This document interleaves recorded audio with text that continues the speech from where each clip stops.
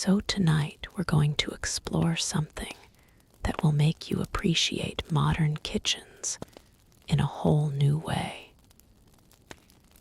We're traveling back nearly 2,000 years to ancient Rome, where food wasn't just sustenance. It was politics, religion, and entertainment, all wrapped into one. Oh, and if you're enjoying these stories, I'd really appreciate a like or subscribe. Super curious where you're all listening from. So drop a comment with your location and what time it is there. Always blows my mind how people are falling asleep to this all over the world. All right, find that cozy spot.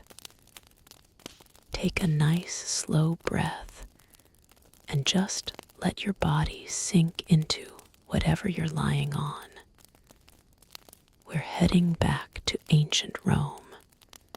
So congratulations. You just woke up in Rome sometime around 50 AD. Your eyes blink open in the gray pre-dawn light, filtering through a small, high window covered with oiled linen rather than glass. Glass windows exist, but they're for the wealthy. You're not wealthy. The first thing you notice isn't the sight, but the sounds. Rome never truly sleeps, but in these early hours, the city is at its quietest. You can hear the distant rumble of carts, finally allowed into the city after being banned during daylight hours to reduce congestion. The occasional bark of a dog, voices from somewhere nearby, speaking rapid Latin in tones of early morning business. You're lying on a narrow wooden bed frame strung with rope, topped with a thin mattress stuffed with straw and wool. It's not comfortable by modern standards, but it's better than many in this city have. Some sleep on the floor, some sleep on the streets. Your stomach growls immediately. That familiar sensation of morning hunger is universal across all centuries. Your body knows it needs fuel, and it's making that need known. The room around you is small, perhaps 10 feet by 10 feet. The walls are plastered and painted with simple geometric designs, faded now, but once colorful. A wooden chest holds your few possessions. A small terracotta oil lamp sits on a shelf, its wick burned down to almost nothing. The room smells of lamp oil, unwashed bodies, and the lingering scent of last night's cooking from somewhere in the building. You swing your legs over the side of the bed. Your bare feet touch cool terracotta tile, a luxury in itself. Many apartment floors are simply packed earth. The chill of the room makes you shiver slightly. There's no heating system in your modest apartment, located on the 3rd floor of a rickety insula, a Roman apartment building that rises 5 stories into the Roman sky. These insulae were the tenements of ancient Rome, home to the vast majority of the city's million-plus residents. They were notorious for being poorly built, overcrowded, and prone to fire and collapse. But they were shelter, and shelter in Rome was precious. Good news. You're alive in one of the most remarkable civilizations in human history. The Roman Empire at this time stretches from Britain to Egypt, from Spain to Syria. Roman engineering, law, and culture will influence the world for millennia to come. You're living in the capital of this vast empire, the center of the known world. Bad news. Unless you're a wealthy patrician or a successful merchant, your relationship with food is about quantity more than quality. The city's poor, the plebeians, subsist on simple fare. Their diets centered around grain in various forms, supplemented with whatever vegetables, cheese, or occasional meat they can afford. The Roman era saw tremendous inequality. At lavish banquets, the wealthy reclined on couches, eating peacock tongues and dormice dipped in honey. Meanwhile, the majority of Romans ate the same simple foods day after day, grateful simply to have enough to keep hunger at bay. You stand up, stretching your body as it awakens. Your muscles are stiff from yesterday's labor. You work at the docks along the Tiber River, unloading cargo from the ships that bring grain, olive oil, wine, and countless other goods to feed Rome's endless appetite. Time to see about breakfast. You pull on your tunic, a simple wool garment that reaches to your knees. It's undyed, the natural cream color of the sheep it came from, now faded to a grayish brown from countless wearings and washings. A rope belt cinches it at the waist. On your feet go leather sandals, well worn but still serviceable. Your apartment is too small for cooking. There's no kitchen, no hearting, no means of preparing food beyond what can be eaten cold. This is typical for Rome's lower classes.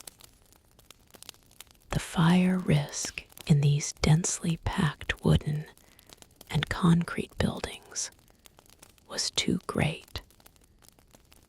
Cooking fires in upper-story apartments had caused devastating conflagrations in the past. So, like millions of other Romans, you'll get your food elsewhere. The streets of Rome are lined with thermopolia, ancient fast food restaurants with counters facing the street, where hot food and drink are served directly to passers-by. There are also popini, taverns that serve food along with wine, and pastrina, bakeries that not only bake bread, but often rent out their ovens to those who want to cook their own food. You descend the narrow wooden stairs, each step creaking under your weight. The stairwell is dark and smells of urine. Some residents don't bother going to the public latrines in the night. You step carefully, having learned from experience which steps are most treacherous. At the ground floor, you emerge onto a Roman street just as dawn is breaking over the city. The first rays of sunlight are touching the tops of the taller buildings, turning the terracotta tiles golden. The air is already warming. It's late spring, and Rome's Mediterranean climate means pleasant days, though the city's sanitation challenges mean the smell of a Roman morning is distinctive. The street is narrow, barely wide enough for two people to walk abreast in some places. Multi-story buildings rise on either side, their upper floors often jutting out over the street, creating a canyon of shadow and sound. The pavement is uneven, made of large basalt stones worn smooth by countless feet over generations. Already the street is coming alive. Shutters are opening. Slaves are emerging to run errands for their masters. Shop owners are setting up their displays. And everywhere, the smell of food, baking bread, frying meat, simmering stews mingles with the less pleasant urban odors. Your feet carry you automatically toward your usual breakfast spot, a thermopolium run by a freedman named Marcus. He used to be a slave, but earned his freedom years ago through hard work and his master's generosity.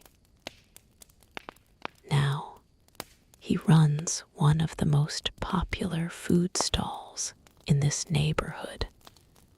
Marcus's thermopolium is built into the ground floor of an insula like yours. The counter faces the street, made of stone with large terracotta vessels called dolia embedded in it. These vessels contain the day's offerings, kept warm by hot coals beneath them. Early riser, as always, Marcus greets you with a nod. His face is weathered, deeply tanned from years of working over hot braziers. His hands are calloused and burn-scarred. The usual. You nod, digging into the small leather pouch tied to your belt. Inside are a few bronze and copper coins, asses, and quadrants, the small change of Roman commerce. You count out the price of your breakfast.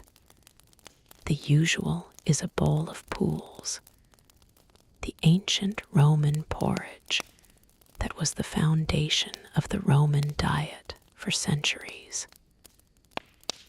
In its simplest form, it's just emmer wheat or barley cooked with water into a thick paste.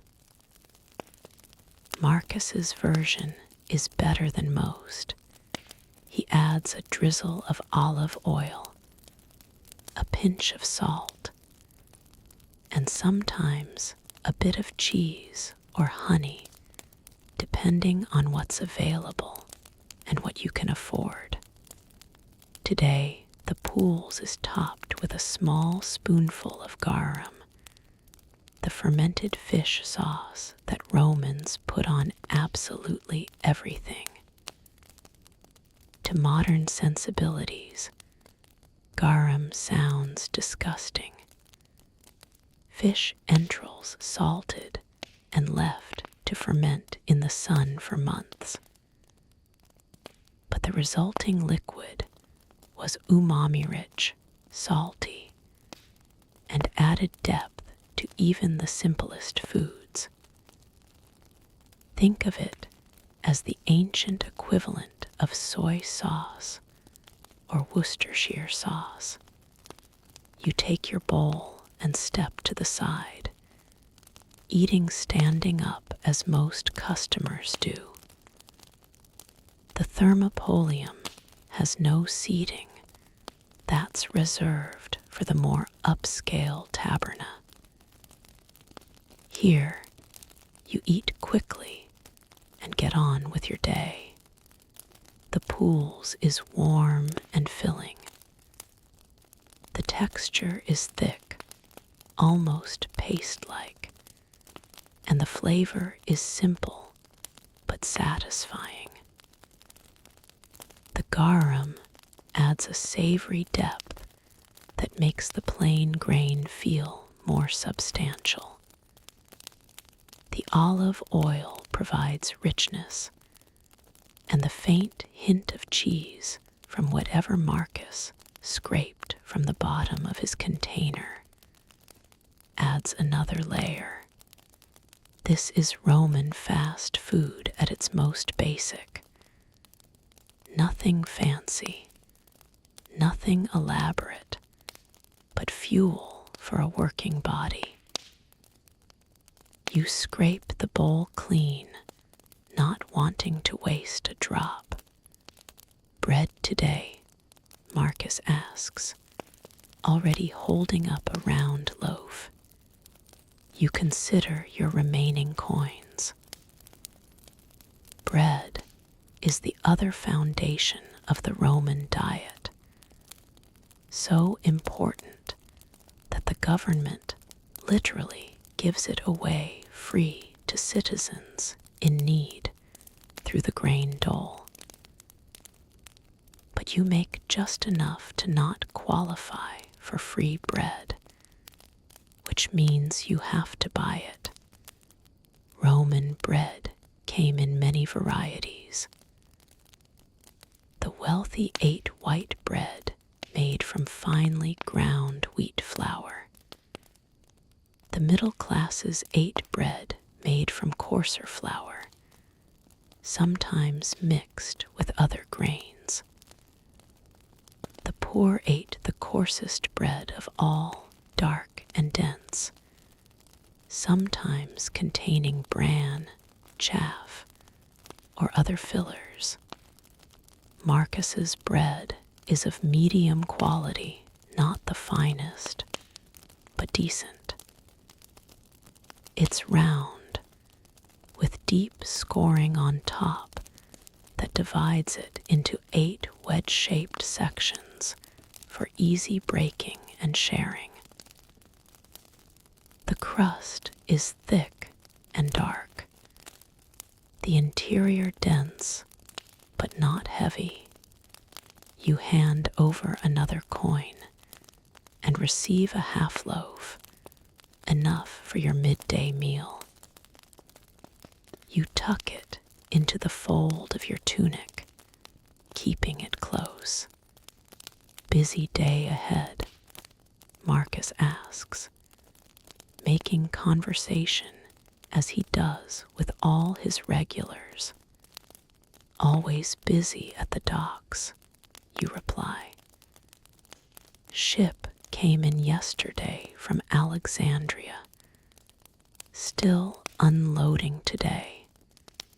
grain ship, grain papyrus, some exotic goods for the wealthy. Marcus nods knowingly. Rome's grain supply is a matter of life and death for the city. The capital produces almost none of its own food. It must all be imported. Egypt is the breadbasket of the empire, sending vast quantities of wheat across the Mediterranean to feed Rome's hungry masses. A disruption in the grain supply would mean famine, riots, the fall of emperors. The annona, the grain supply system, is one of the most important functions of the Roman state. Officials called praefecti annoni oversee the importation, storage, and distribution of grain, ensuring that Rome's million mouths are fed. You finish your conversation with Marcus and head toward the Tiber. The streets are growing more crowded now, filling with the sounds and smells of a Roman day. Vendors call out their wares. Slaves hurry past on their master's business. Citizens in their togas, a garment you can't afford, move with the purpose of men who have important things to do. The smells are a complex mixture. Fresh bread from bakeries, cooking meat and vegetables from thermopolia, the sharp tang of tanned leather from a cobbler's shop, the cloying sweetness of an ungentarius, a perfume seller, and underneath it all, the unavoidable smell of a city where sanitation is primitive at best. Human waste, animal dung, rotting garbage. Rome had public latrines and an impressive sewer system, the Cloaca Maxima, but it still wasn't clean by modern standards. Chamber pots were emptied out of windows into the streets. Tanners processed hides using urine. Animals were slaughtered in the streets. It was all part of the sensory experience of the ancient city. As you walk, you pass a temple dedicated to Ceres, the goddess of grain and harvest. People are leaving small offerings at the entrance, cakes, grain, flowers, hoping to ensure good harvests and adequate food supplies. Religion and food were deeply intertwined in Roman life. Numerous gods and goddesses had dominion over various aspects of agriculture and nutrition. Sacrifices and offerings were constant. A never-ending negotiation between humans and the divine for the fundamental necessities of survival. The Tiber comes into view, Rome's great river, the artery that connects the city to the sea and the world beyond. The docks are already busy, with workers streaming toward the waterfront and the cargo that awaits them. Your body settles into the rhythm of work, as you join your fellow laborers. The ship from Alexandria is still riding low in the water, heavy with grain. Huge amphorae containing olive oil and wine are arranged on deck, waiting to be carefully unloaded. Bales of papyrus, the ancient paper made from reeds, are stacked nearby. The work is physical, demanding, repetitive. Lift, carry, set down. Lift, carry, set down. Your muscles strain under the weight of grain sacks and clay amphorae. Sweat runs down your face as the sun climbs higher. By midday, your body is crying out for fuel. The foreman calls a break, and you find a shaded spot to rest and eat. The half-loaf from Marcus comes out of your tunic, slightly squashed, but still good. You tear off pieces and chew slowly, making it last. Nearby, other workers are eating their own midday meals. One has brought cheese wrapped in cloth, a sharp, tangy variety that smells strongly in the warm air. Another has dried figs, imported from somewhere in the eastern Mediterranean. A third is drinking watered wine from a leather flask.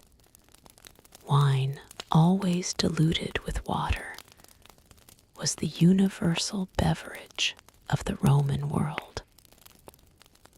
Drinking undiluted wine was considered barbaric, something only drunks and foreigners did.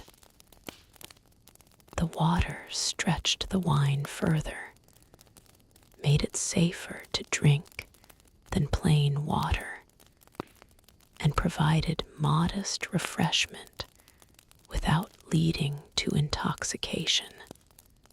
You didn't bring wine today, couldn't afford it after the bread and porridge.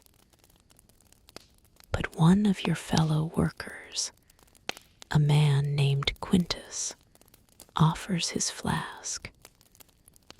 You take a grateful swallow. The wine is rough and sour, mixed liberally with water, but it wets your throat and provides a small boost of energy. Hard work deserves good drink, Quintus says with a shrug.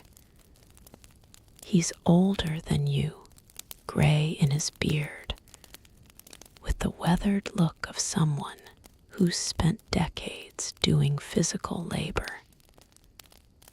His body is lean and tough, like cured leather. I'll return the favor when I can, you promise. We all help each other, he replies. Otherwise, none of us survive. This kind of informal mutual aid was essential for Rome's working poor. Without social safety nets, as we understand them, people relied on networks of friends, family, and colleagues to get through hard times. Sharing food, lending money, helping with work, these small acts of generosity were the glue that held communities together. The break ends and work resumes. The afternoon is long and hot, the sun beating down on the docks without mercy. You drink water when you can, plain water from a public fountain despite the risks of contamination. Rome's famous aqueducts brought clean water from distant springs into the city, but by the time it reached public fountains, it had passed through lead pipes and collected in open cisterns where anything might have fallen in. Still, you drink. Thirst is more immediately dangerous than whatever might be lurking in the water. As the sun begins its descent toward the western hills, the foreman finally calls an end to the day's labor. You've unloaded what feels like half of Egypt today. Your arms ache, your back protests, and your feet throb from hours of standing on stone docks. But there's payment to collect first. The foreman counts out coins into each worker's palm brass sestertii and bronze asses, the wages of manual labor. It's not much by the standards of the wealthy, but it's enough to keep body and soul together for another day. With coins heavy in your pouch, you begin the walk back toward your insula. The streets are different now, transitioning from workday bustle to evening activity. Shops that close at dark are beginning to shut their doors. But the Thermopolia and Tabernae are busier than ever, filling with workers seeking food and drink after long days of labor. The smell of cooking draws you toward a particular popina you've frequented before. It's nothing fancy, a tavern with a few rough wooden tables and benches, a counter serving food and wine, and a kitchen in the back where a sweating cook tends multiple braziers. What's cooking tonight?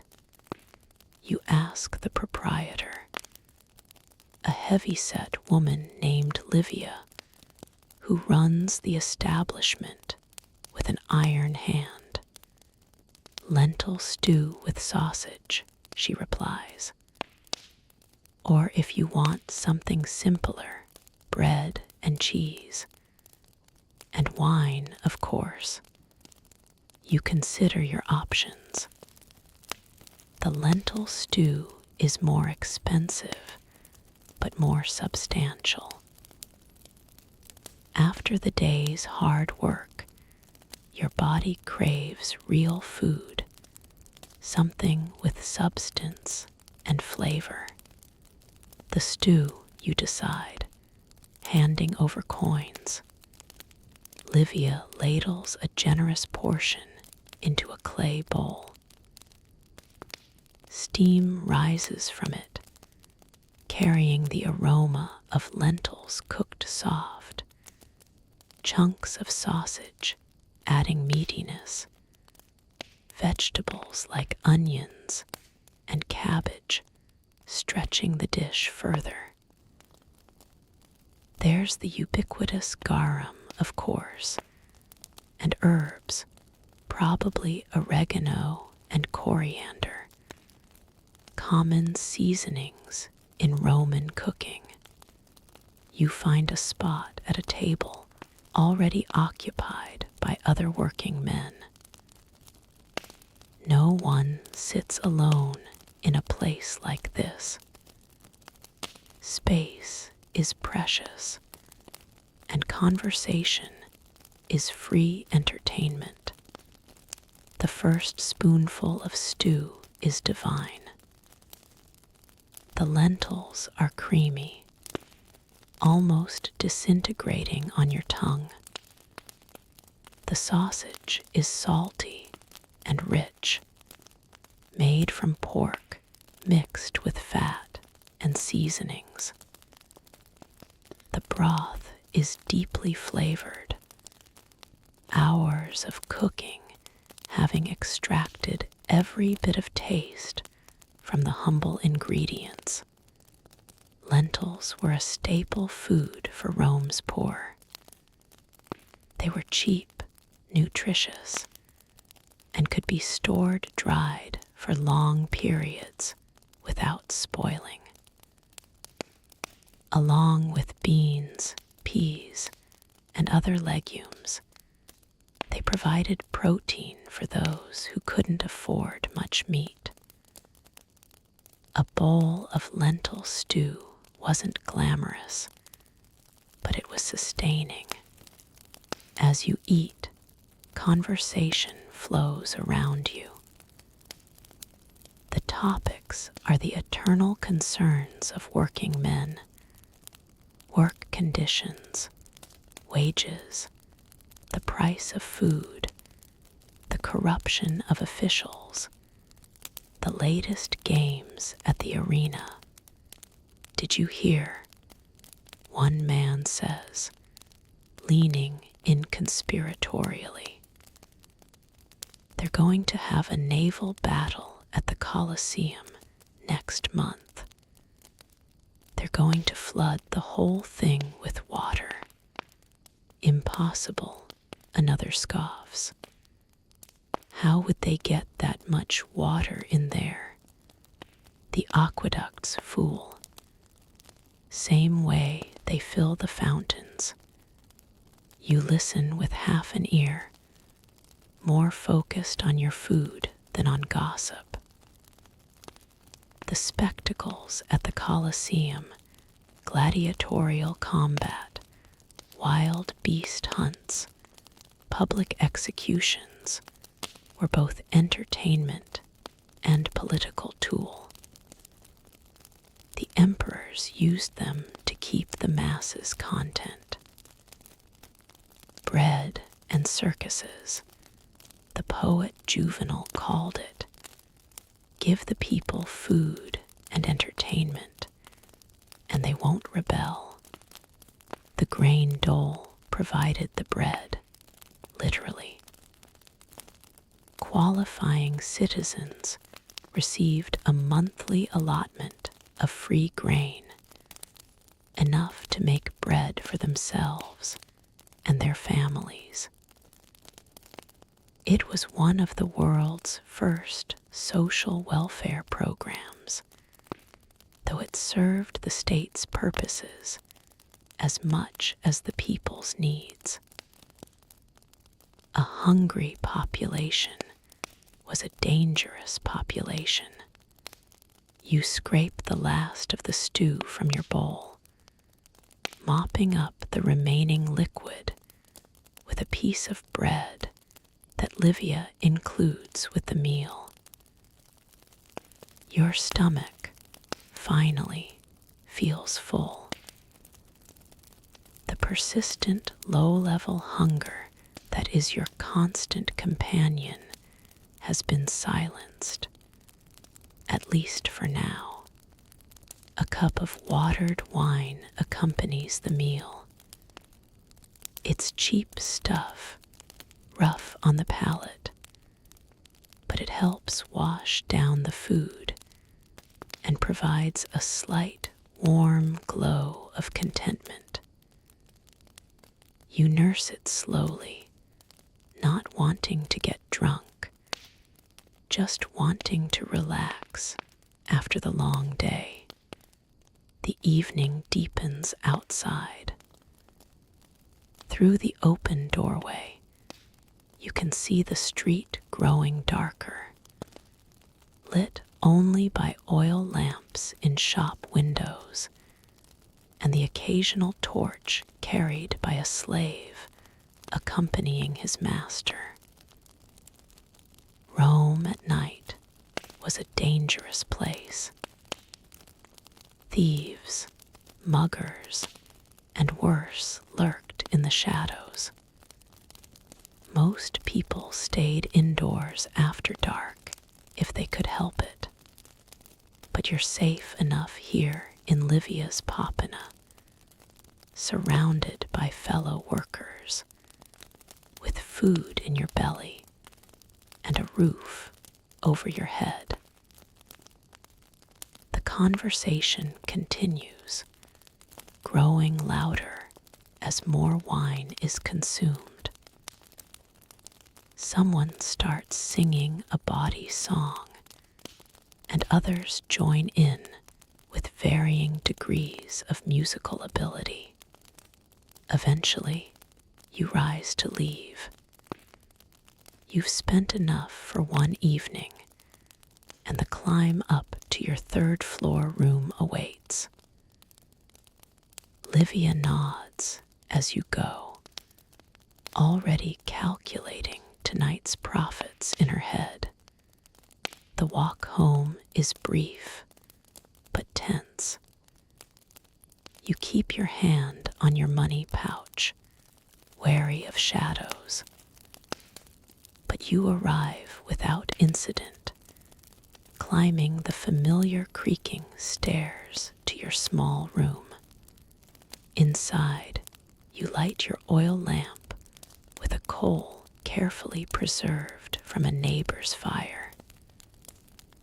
The small flame casts dancing shadows on the plastered walls. You remove your sandals, hanging them on a hook. Your tunic comes off too, leaving you in just your loincloth. Rome gets hot in summer, even at night. You lie down on your bed, feeling the rope lattice give slightly under your weight. The straw-stuffed mattress is scratchy, but familiar. Your body aches in that pleasant way that comes from honest labor, and your stomach is content after the lentil stew. Through the small window, you can hear the sounds of Rome at night. Distant voices, a dog barking, the rumble of carts making deliveries under cover of darkness. Somewhere, someone is playing a flute, the melody drifting through the warm air. Your eyes grow heavy. The day's labor catches up with you all at once, exhaustion settling over you like a blanket. Your breathing slows, deepens. Your muscles begin to relax, one by one, releasing the tension of hours of lifting and carrying.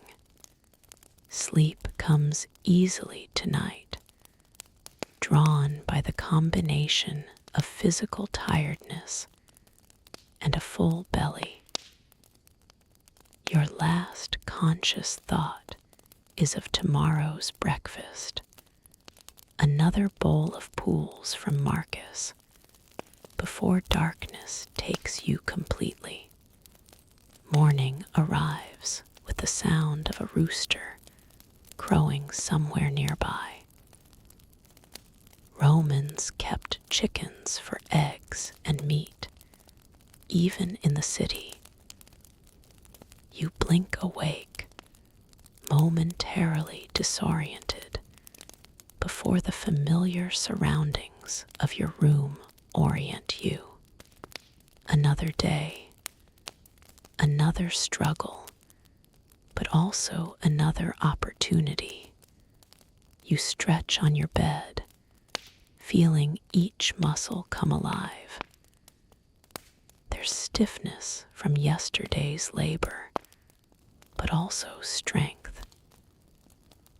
Your body is adapted to hard work, resilient and capable even if not well nourished by modern standards. The morning routine is the same as yesterday.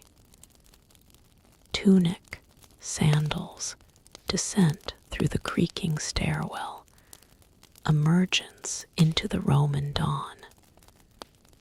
But today feels different somehow.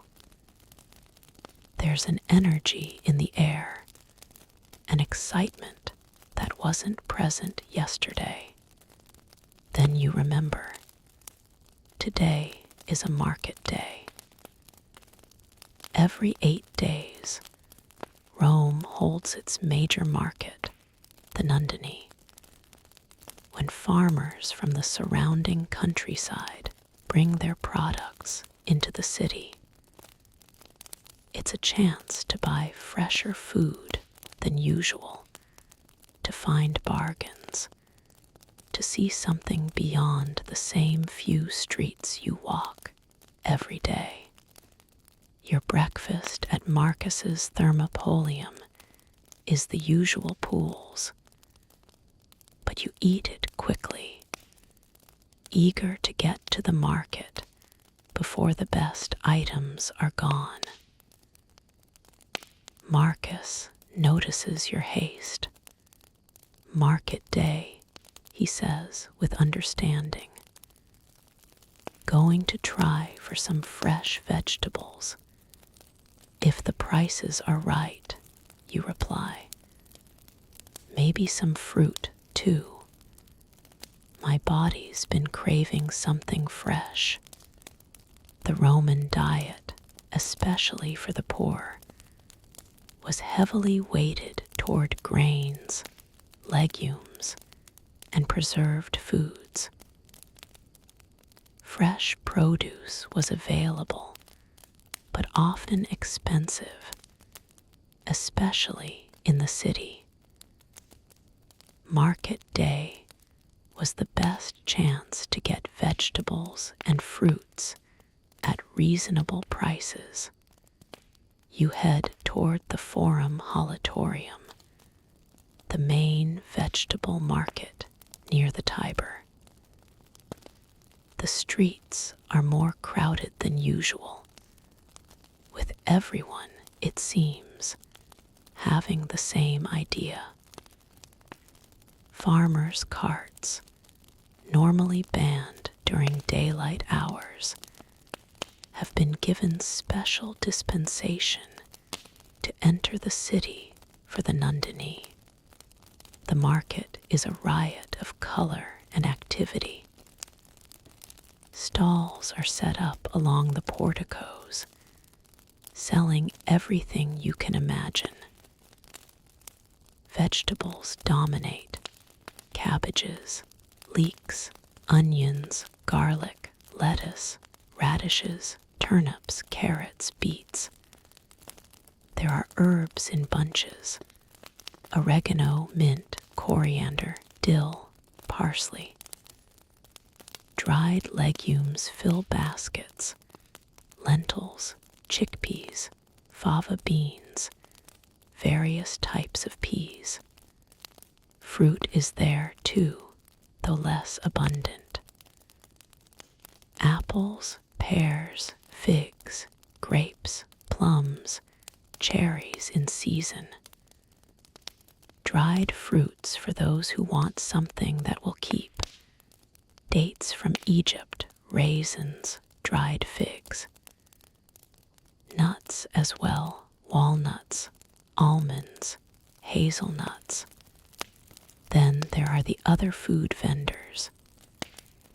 Cheese sellers with wheels and blocks of various ages and qualities. Sausage makers with long links of pork and other meats. Fishmongers, though the best fish went to the fish market near the Tiber. Olive oil in amphorae of all sizes. Wine merchants offering samples.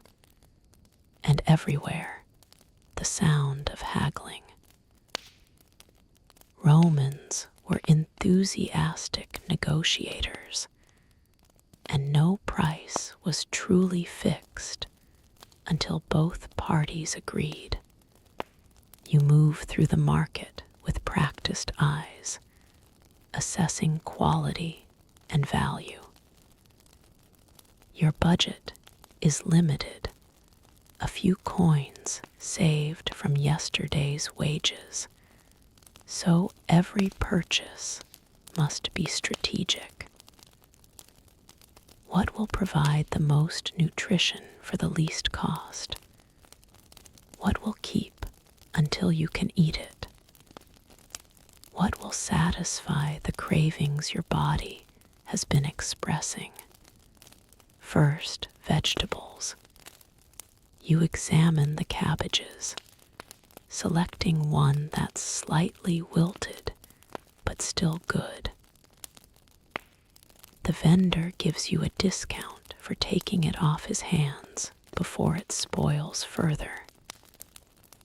Onions next, a small bunch, their papery skins rustling as you tuck them into your tunic. Garlic, just ahead, but enough to flavor several meals. The legume stalls draw you next. You already have access to lentils through the popina and thermopolia, but dried chickpeas are a different matter. They can be soaked overnight and cooked into a hearty stew, or ground into flour for a type of flatbread. You buy a small measure, carefully counted out into a cloth bag. Fruit is a luxury, but your body has been demanding it. You've had nothing but grains and legumes for too long. The vitamin deficiencies that plagued the Roman poor were real, even if they didn't understand the science. Scurvy, caused by lack of vitamin C, was common enough that its symptoms were recognized, even if the cure wasn't fully understood.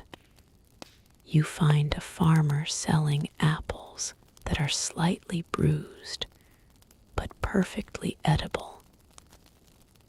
He's asking too much, so you haggle, eventually agreeing on a price for 3 small apples. They go into your tunic alongside the other purchases. One more stop, the cheese sellers. Cheese was an important part of the Roman diet, providing protein, fat, and calcium. It could be eaten alone or used to flavor other dishes. The wealthy had access to fine aged cheeses, but even the poor could afford simple fresh cheese, similar to what we might call ricotta or cottage cheese.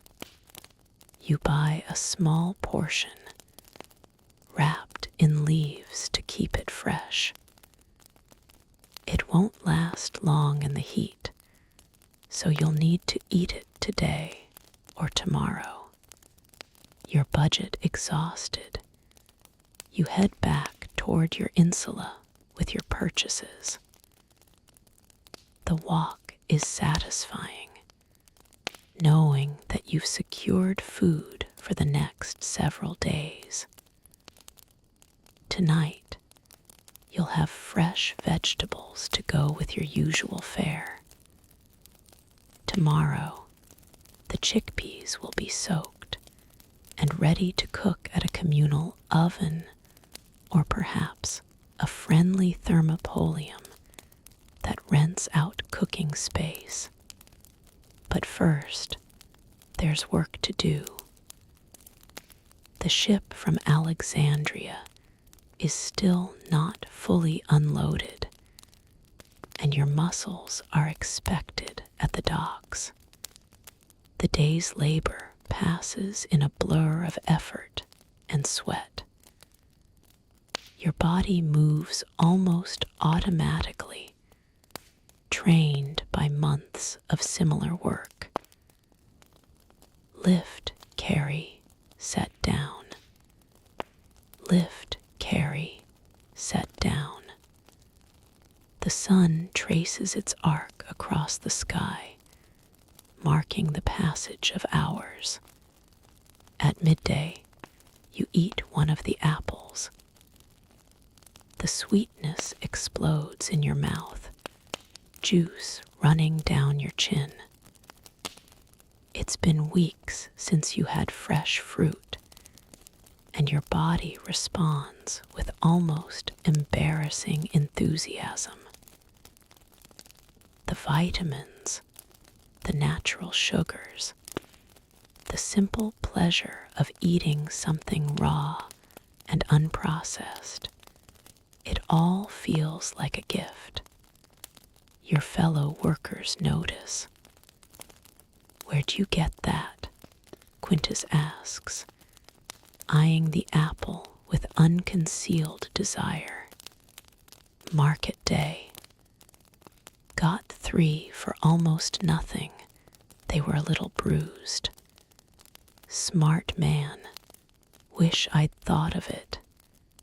You feel a pang of generosity and break off a piece to share.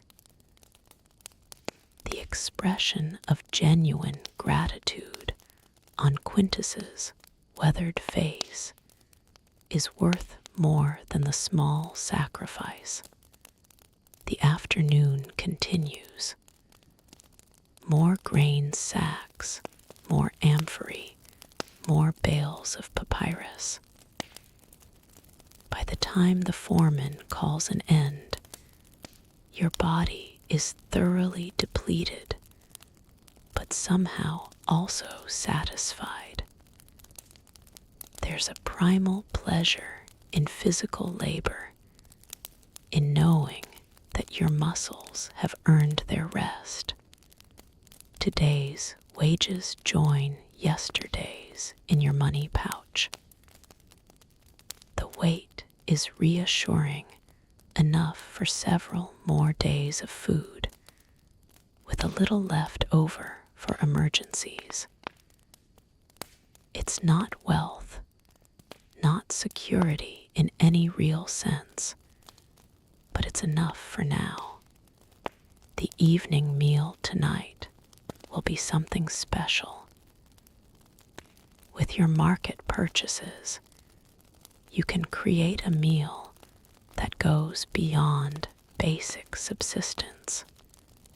You stop at a friendly thermopolium where the owner, a Greek freedman named Nicholas, allows customers to use his cooking facilities for a small fee. His establishment is slightly larger than most, with a back room containing braziers and cooking pots available for rent. "What are you making tonight?" Nicholas asks as you hand over the fee.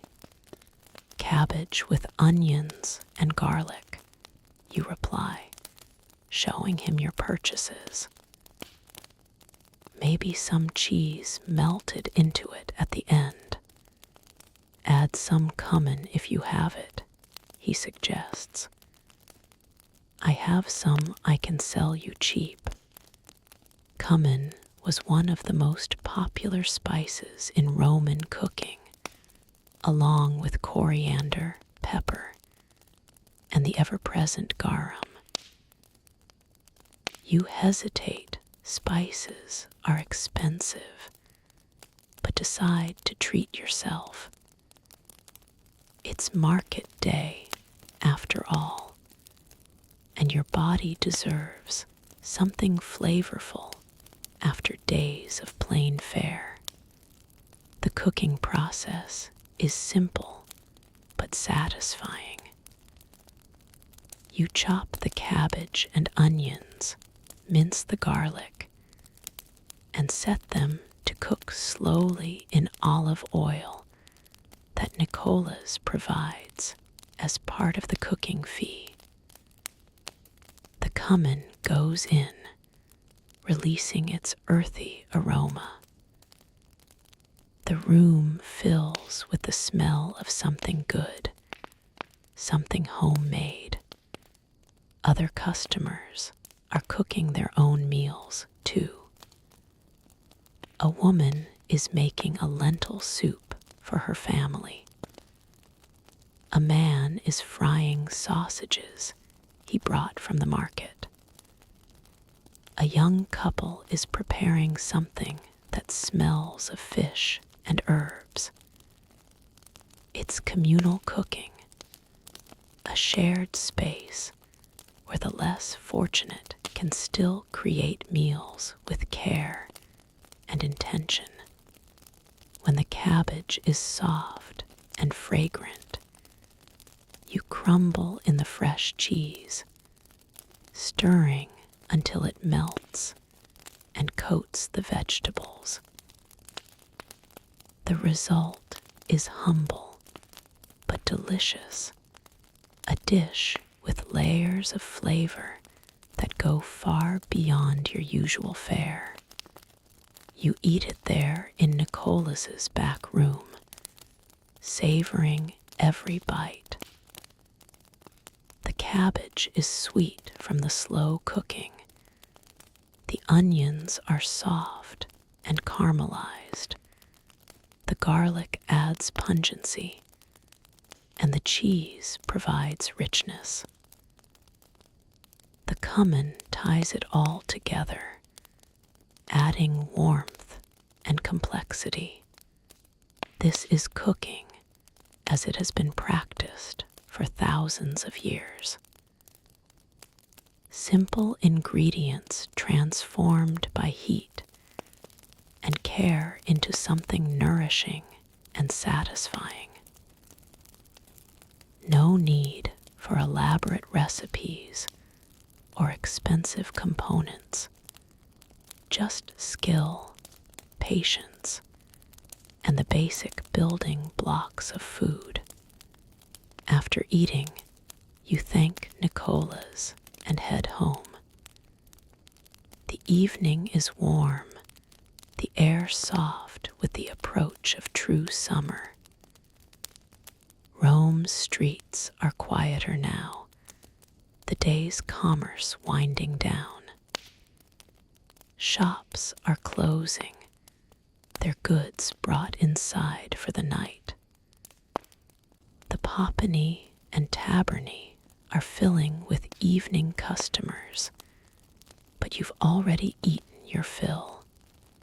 Your insula looms ahead, its windows dark, except for the occasional flicker of oil lamps.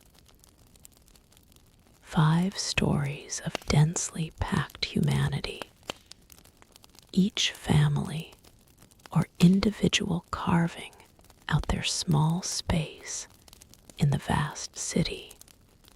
You climb the stairs slowly, tired but content. Your room feels almost welcoming tonight, the familiar space made more comfortable by a full stomach, and the knowledge that you have food for tomorrow as well. The remaining apples sit on your small table, alongside the bag of chickpeas that you'll soak overnight in a borrowed bowl. Tomorrow's meals are already taking shape in your mind. You lie down on your bed, feeling the rope lattice accept your weight.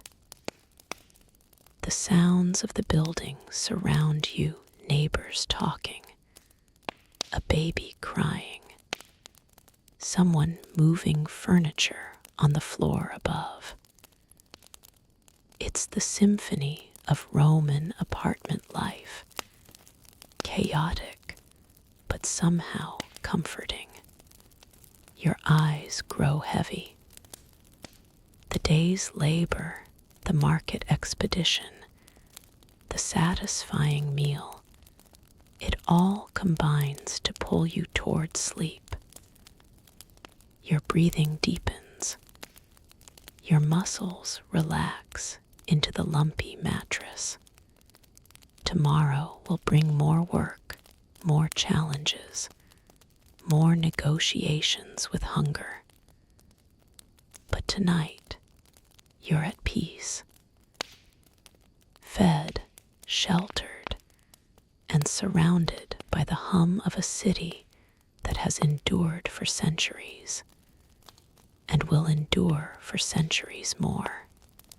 Sleep takes you gently, carrying you away from the waking world into the realm of dreams. The third day dawns cooler than the previous two. Clouds have moved in overnight, and there's a freshness to the air that hints at possible rain. You wake feeling more rested than usual, your body recovered from the week's labors. Today is special. It's a festival day, one of the many religious holidays that punctuated the Roman calendar. Specifically, it's a celebration honoring Ceres, the goddess of grain and harvest. Work at the docks will be suspended, as it is for most major festivals. Even the laboring classes get occasional rest. But festivals aren't just days off, they're also opportunities for special food.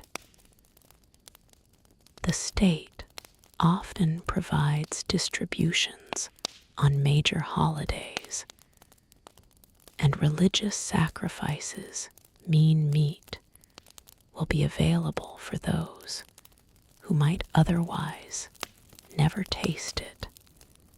You begin the day with the last of yesterday's cabbage dish, cold now, but still tasty.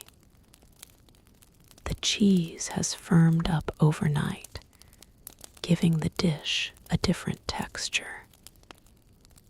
Alongside it, one of the apples and a piece of bread purchased from a vendor near your insula. The chickpeas have been soaking overnight and are now plump and ready to cook. But that can wait until later. First, you want to see what the festival brings. The streets are different today. The usual workday bustle is replaced by a more festive atmosphere. People are wearing their better clothes, those who have better clothes anyway. Vendors are selling special holiday foods, honey cakes, spiced wine, sweet pastries.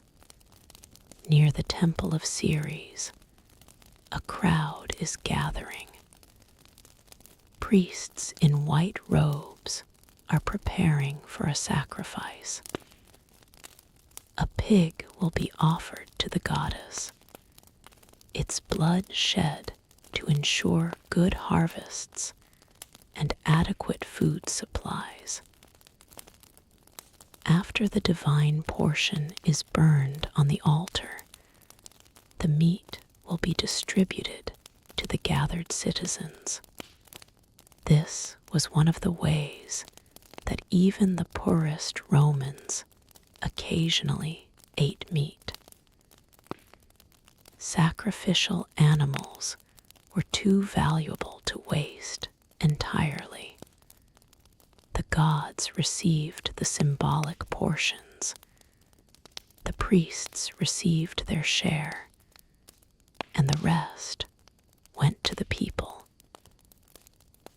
It wasn't enough to make meat a regular part of anyone's diet, but it provided occasional protein for those who couldn't otherwise afford it. You join the crowd, finding a spot where you can see the altar. The ceremony is solemn. The priest's Latin incantations rising into the cloudy sky. The pig squeals briefly before the knife does its work. Blood pours onto the altar. Offerings of grain and wine are added, and the sacred portion is committed to the flames. Then comes the distribution. The meat is butchered quickly by skilled temple slaves, and portions are handed out to the waiting crowd. It's not much, perhaps a few ounces per person, but it's fresh pork, a luxury for someone of your means. You receive your share wrapped in a grape leaf. The meat is still warm, fragrant with the herbs that the priests rubbed on the pig before the sacrifice. You could eat it immediately, but you have other plans. Back at Nicholas's thermopolium, you rent cooking space again. The chickpeas go into a pot with water and are set to simmer. While they cook, you prepare the sacrificial pork, cutting it into small pieces that will stretch further. The result, several hours later, is a chickpea and pork stew that would grace any table. The chickpeas are creamy and tender, having absorbed the cooking liquid. The pork adds richness and protein. Onions and garlic from yesterday's market purchases provide flavor. A splash of garum, some more of Nicholas's cumin, and a drizzle of olive oil complete the dish. That smells incredible, Nicholas says, looking into your pot with unconcealed interest. Learned to cook in the army. My mother, you reply. She could make a feast from almost nothing. This was the reality for Roman women of the lower classes. They were expected to transform limited ingredients into nourishing meals, to stretch resources, to waste nothing.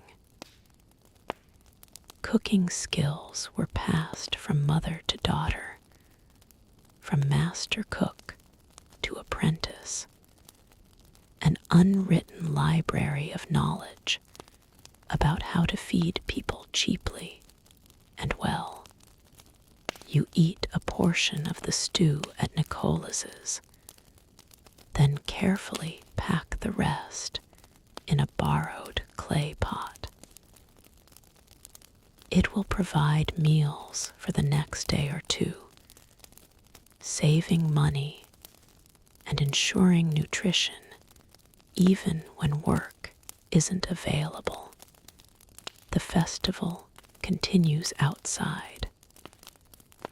There are games in one of the smaller arenas, athletic competitions rather than gladiatorial combat. Musicians play at street corners.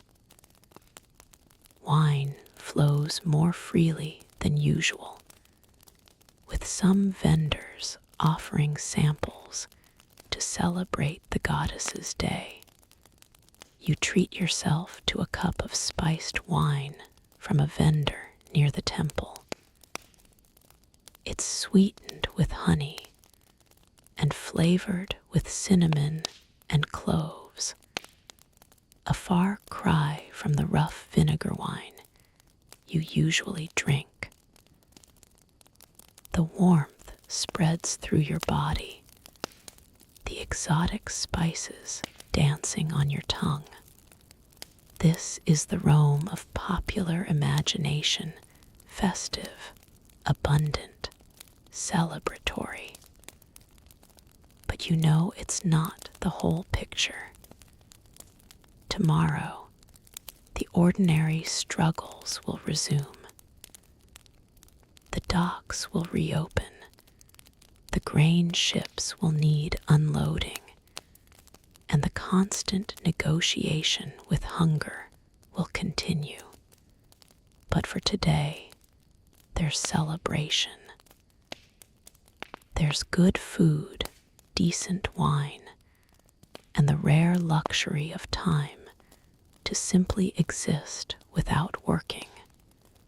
As afternoon turns to evening, the festival reaches its peak. Torches are lit as darkness falls, and the streets take on a magical quality. The usual dangers of Roman night seem suspended, held at bay by the collective joy of the celebration. You wander through the torchlit streets, part of a flowing crowd of revelers. The smells of food are everywhere. Roasting meat, baking bread, simmering sauces, sweet pastries. If you had unlimited money, you could eat like an emperor tonight. But your resources are finite, and you've already spent more than usual. The chickpea stew back at your room represents prudence, a hedge against tomorrow's hunger. You resist the temptations of the food vendors and head home. Your room feels different tonight.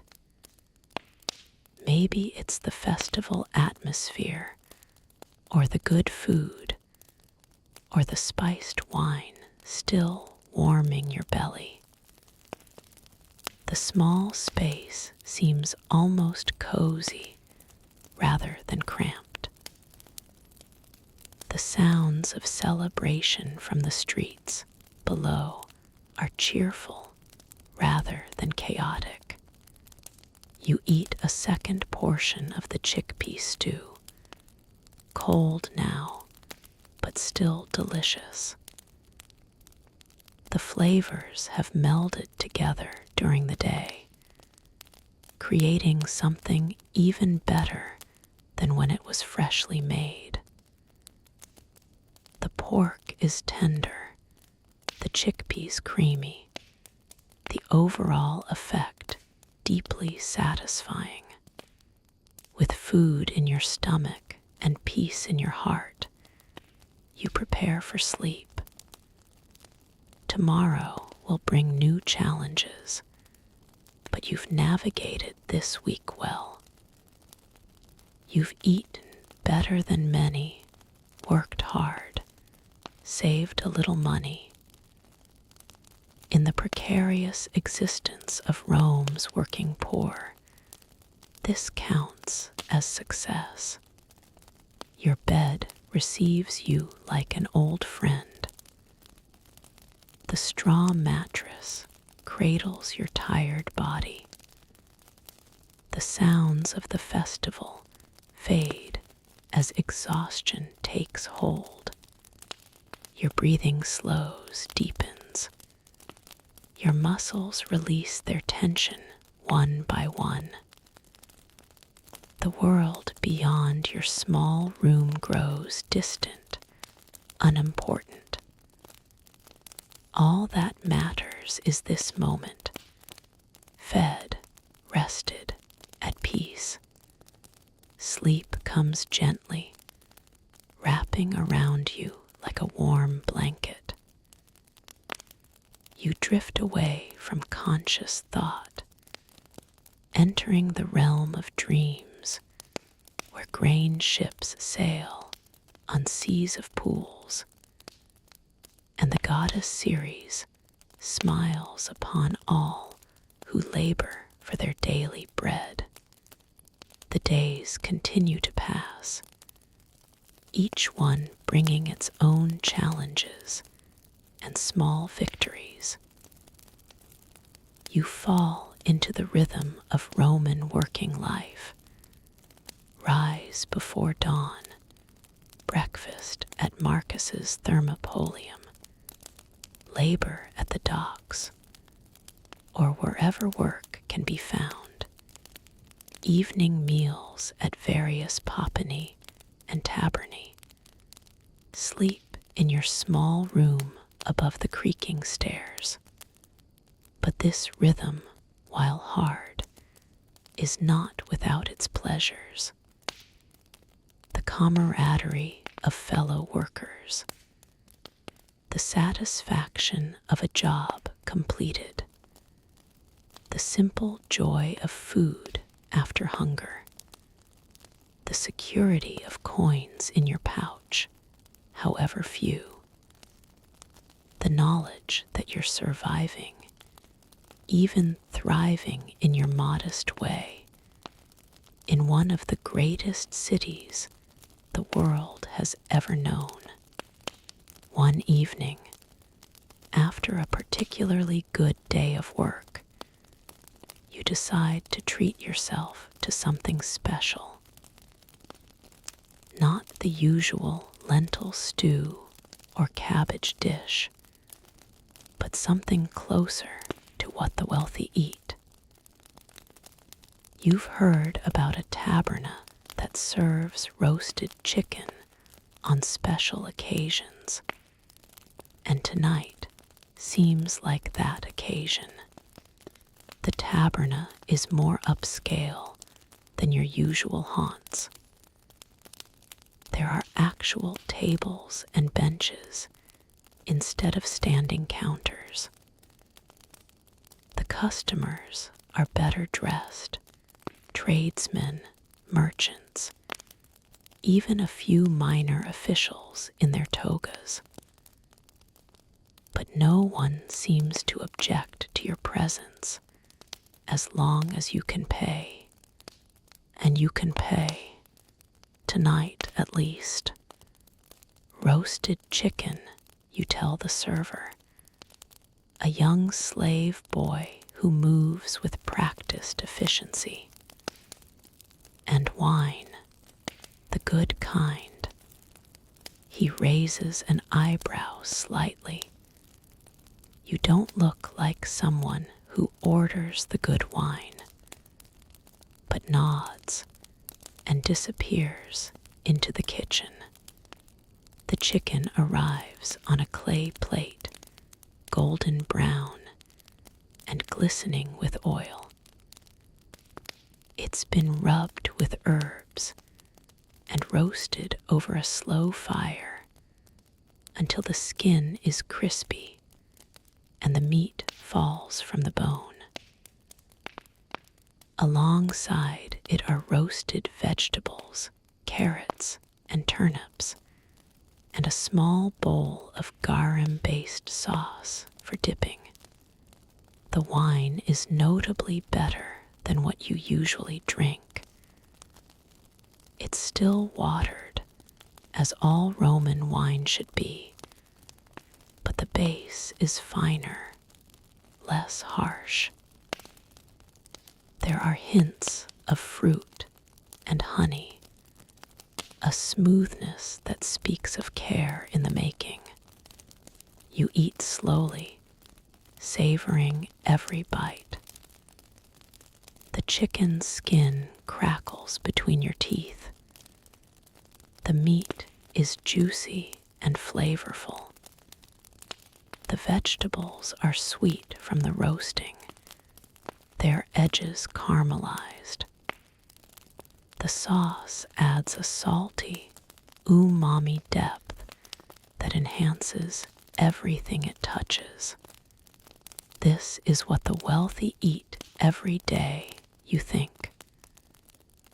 This abundance, this quality, this variety. The thought is not bitter exactly, but it is poignant.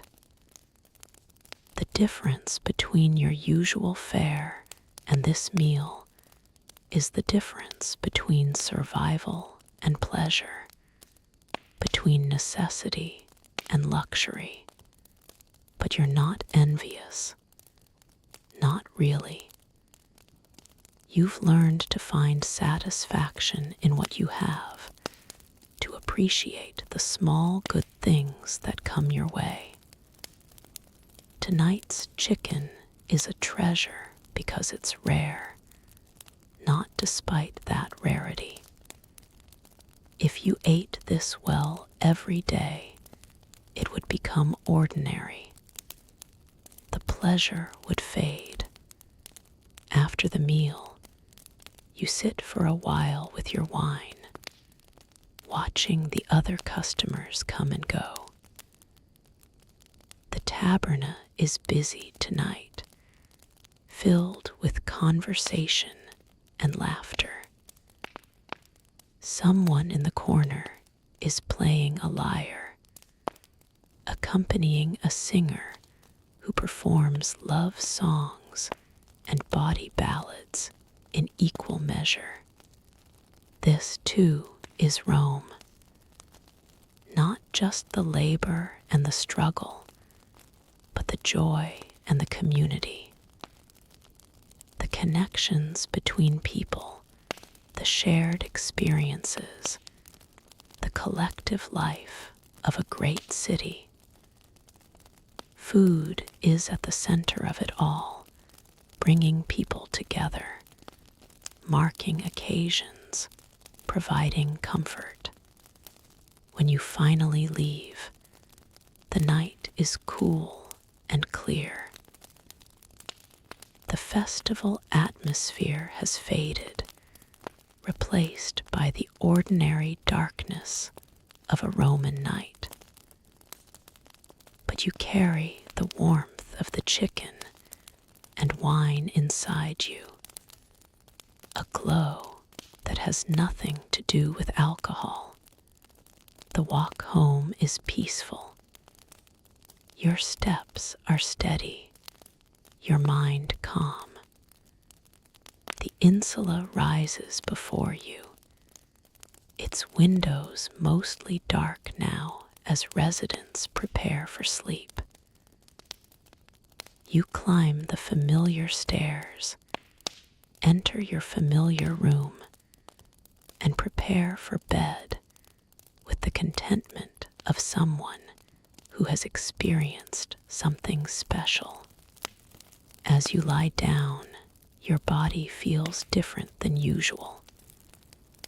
Not just fed, but truly satisfied. Not just tired, but pleasantly exhausted.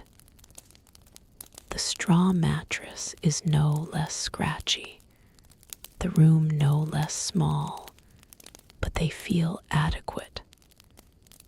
Enough. Sufficient for a life that is, in its own way, complete. Your eyes close. Your breathing slows. The sounds of the city fade into a distant murmur. Sleep approaches like a wave, gentle but irresistible. In your dreams, you're at a banquet. Not the ostentatious feasts of the emperors, but a simple gathering of friends and neighbors. The food is abundant but familiar: bread and cheese, lentil stew, roasted vegetables, an occasional piece of meat. Everyone is eating, talking, laughing. The dream light is golden, warm, eternal. When you wake, the dream fades, but its essence remains. A feeling of belonging, of community, of a life that, while hard, is fundamentally good. Another day begins. Another day of work, of food, of survival, of small pleasures. The cycle continues, as it has for centuries, as it will for centuries more. And you are part of it, one thread in the vast tapestry of human experience. Breakfast is pools again. The familiar taste is comforting now, a constant in a world of variables. Marcus nods as you approach his counter, already reaching for the ladle. Heard you went to the fancy taberna last night, he says with a grin. Moving up in the world. You laugh. Just a one-time thing. Too expensive for a regular habit. This is better anyway, Marcus says, gesturing at his simmering pot. Honest food for honest workers. He's right. You think as you eat your porridge. There's a purity to simple food, a directness that more elaborate dishes often lack. Pools doesn't pretend to be anything other than what it is. Fuel for the body, sustenance for another day's labor. It asks nothing of you except that you eat it and move on. And so you do. You eat, you move on, you work. You eat again, you sleep. The eternal rhythm of human existence, played out under the Mediterranean sun in the shadow of temples and amphitheaters, in the great city that calls itself the center of the world. The days blur together, but each one is precious. Each one is a victory against the hunger that is always waiting, the poverty that is always threatening, the mortality that is always approaching. To survive another day is an achievement. To survive it well, with food in your belly and peace in your heart, is a triumph. As the weeks pass, you become more skilled at the calculus of survival. You learn which vendors offer the best value, which days are best for bargaining, which foods provide the most nutrition for the least cost.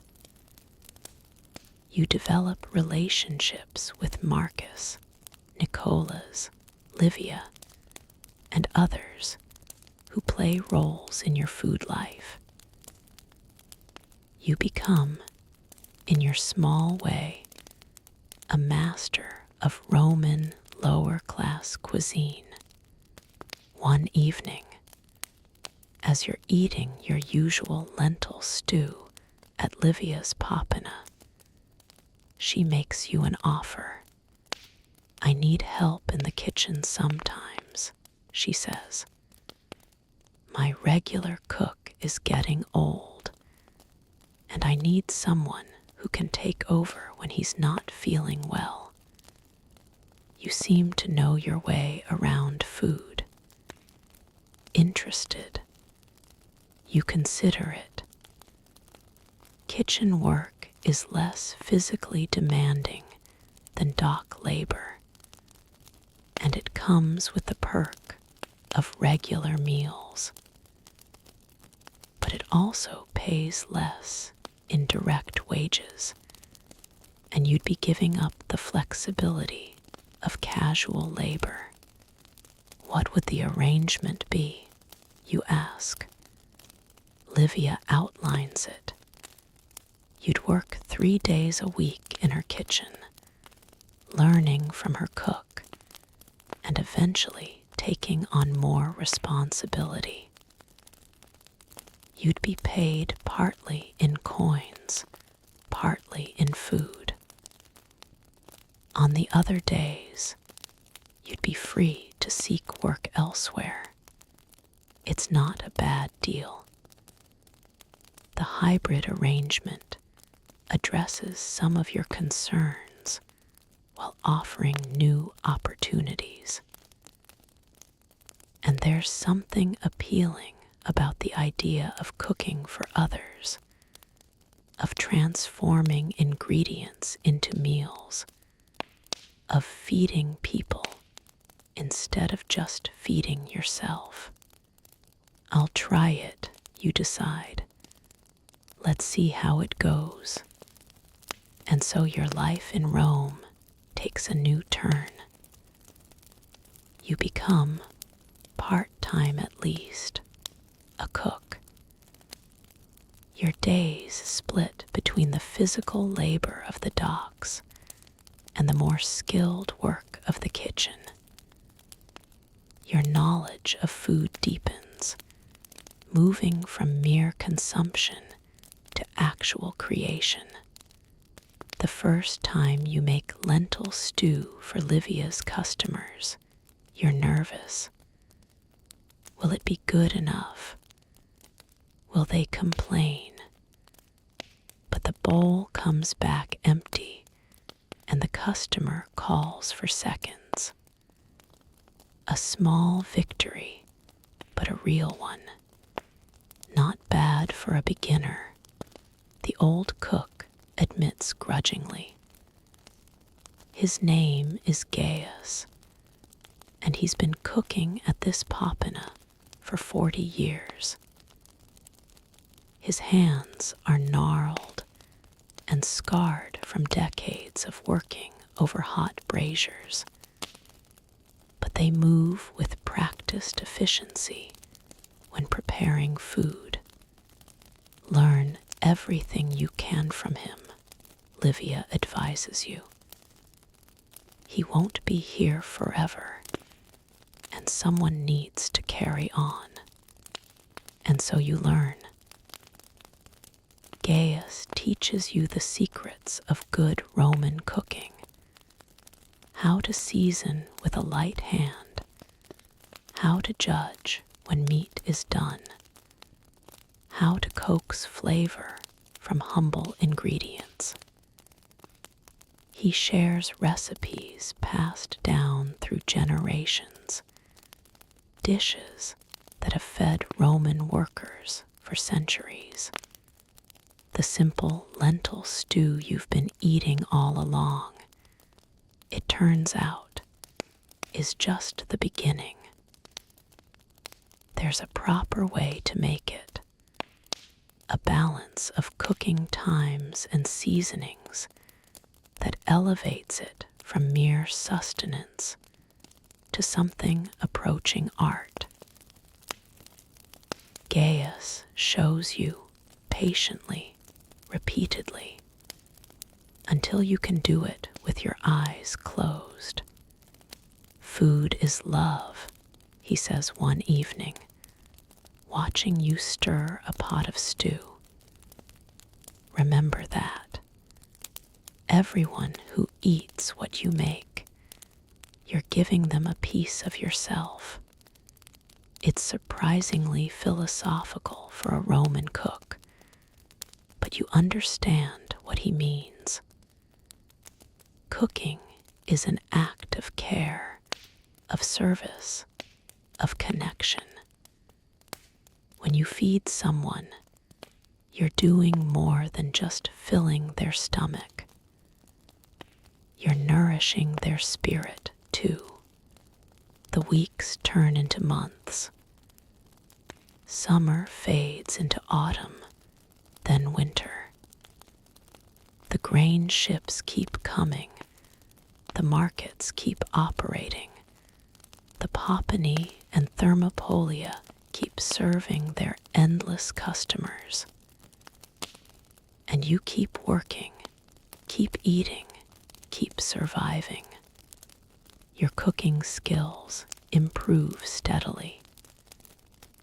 You can now make a dozen different dishes to Livia's satisfaction, and customers have begun asking specifically for your lentil stew. It's a small reputation, but it's yours. The winter nights are cold, but your room has a small brazier now, a luxury you could finally afford after months of steady work.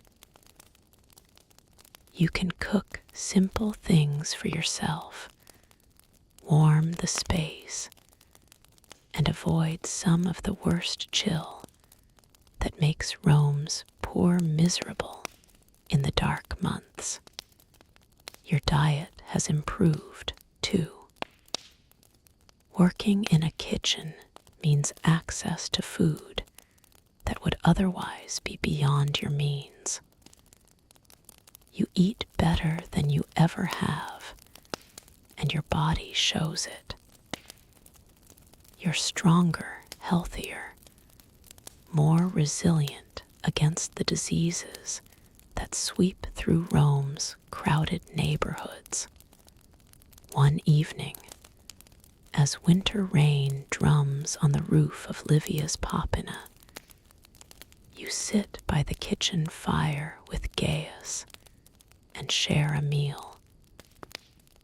It's a special dish he's been teaching you. A rich stew of pork and cabbage, slow cooked for hours, until everything melts together into a harmonious whole. You're ready, Gaius says quietly, looking at the bowl in his hands. When I'm gone, you can take over. You're not sure how to respond. Gaius is old, yes, and he's been slowing down lately. But the idea of him being gone is hard to accept. He's become something like a mentor, maybe even a friend. You're not going anywhere, you say, trying for lightness. Everyone goes somewhere eventually, he replies with a shrug. That's just life. But I can go knowing that the food here will still be good. That matters. You eat in silence after that, contemplating the passage of time and the continuity of simple things. Food connects us across generations, across centuries, across the vast gulf that separates your Roman present from whatever future lies ahead. The rain continues to fall. The fire crackles. The stew is warm and filling and good. Outside, Rome goes about its eternal business.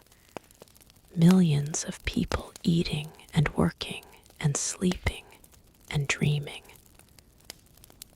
And you're one of them, one small life in the great sweep of history, but you've made something of that life. You've learned to cook. You've fed people.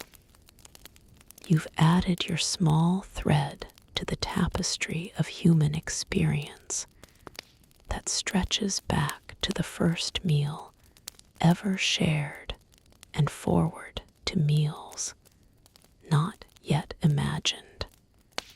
Your eyes grow heavy.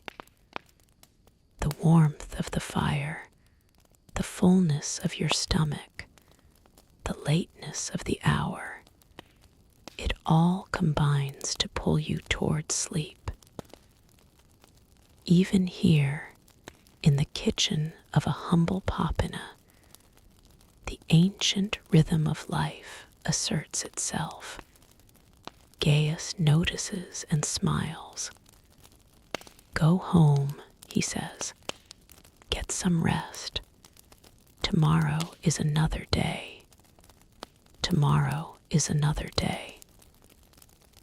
Another day of cooking and eating and living. Another day in the great experiment of human civilization that began with fire and will continue long after Rome itself is dust. You make your way home through the rain-slicked streets, your body warm from the meal and the fire. The climb to your room is familiar now, every creaking stair known to your feet.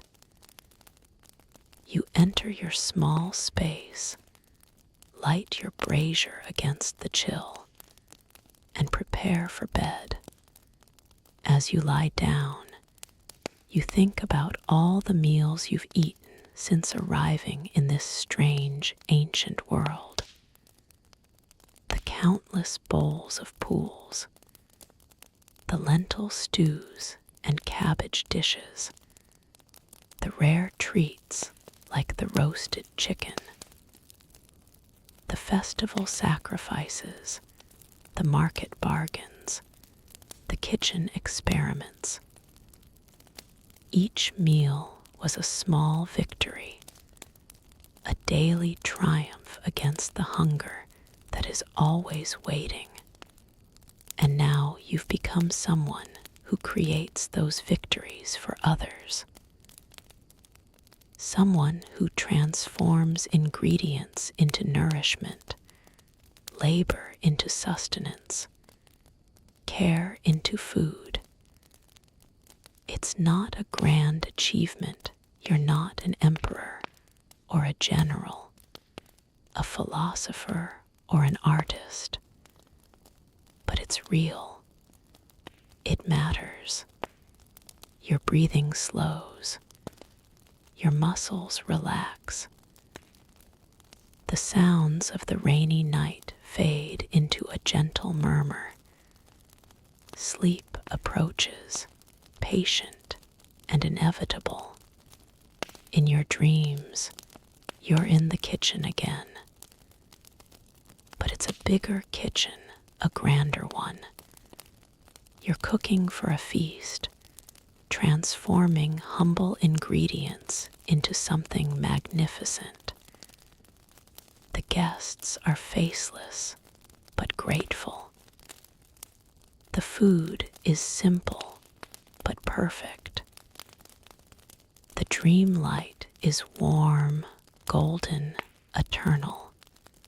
When you wake, the rain has stopped. Pale winter sunlight filters through your small window. Another day is beginning.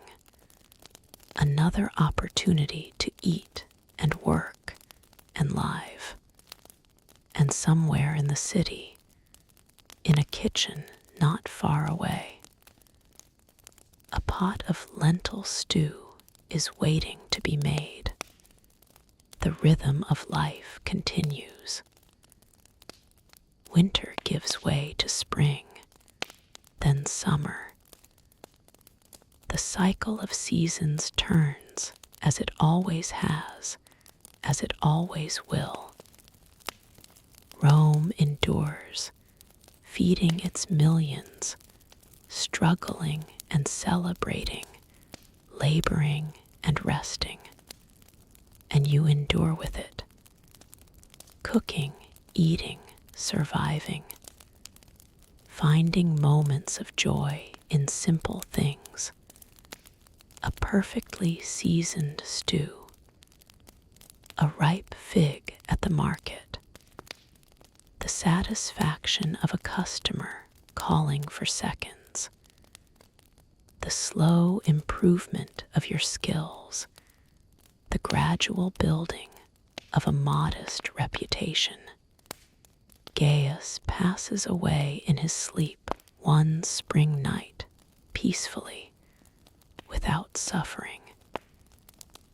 You take over the kitchen at Livia's Popina, as he knew you would.